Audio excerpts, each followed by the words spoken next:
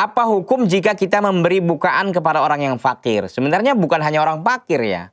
Dalam riwayat Al-Imam At-Tirmidzi dikatakan afdhalus shadaqati shadaqatun fi Ramadan. Sebaik-baik sedekah itu sedekah dilakukan pada bulan Ramadan. Hadis riwayat Al-Imam At-Tirmidzi. Di dalam hadis lain dikatakan bahwa man fattara sha'iman, barang siapa memberi bukaan orang yang berpuasa. Kana lahu mithlu ajrihi. Bagi dia kana lahu mithlu ajrihi. Adalah baginya seperti pahala orang yang berpuasa. Min ghairi an yanqusa min ujuri is-shaim syai'an.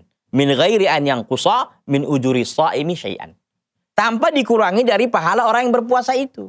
Artinya apa? Ketika kita memberikan makan, memberi bukaan kepada orang yang berpuasa, maka kita mendapatkan pahala seperti pahala dia berpuasa.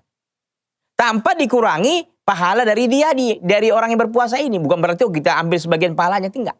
Subhanallah. Makanya kalau di Masjid Nabawi itu katanya, setiap orang yang turun dari mobil menuju Masjid Nabawi, mereka panggil, mereka langkul. Sama aku ya hari ini, sama aku hari ini ya. Mereka bisa dapat 10 orang, bisa 20 orang. Ya Allah, ya Rabbi. Pahalanya itu bisa dapat pahala 20 orang yang berpuasa sama dia. Allahu Akbar. Makanya kita bersemangat ya memberikan bukaan walaupun hanya segelas air putih umpamanya, ataupun hanya sekitar 1 biji gorengan umpamanya, atau hanya sekedar kue yang murah itu umpamanya kita berikan. Tapi itu digunakan untuk membukakan puasanya. Allahu Akbar, dapat pahala besar kita. Jadi bukan hanya orang fakir ya, setiap orang berpuasa. Tapi kalau orang fakir lebih afdol lagi tentunya.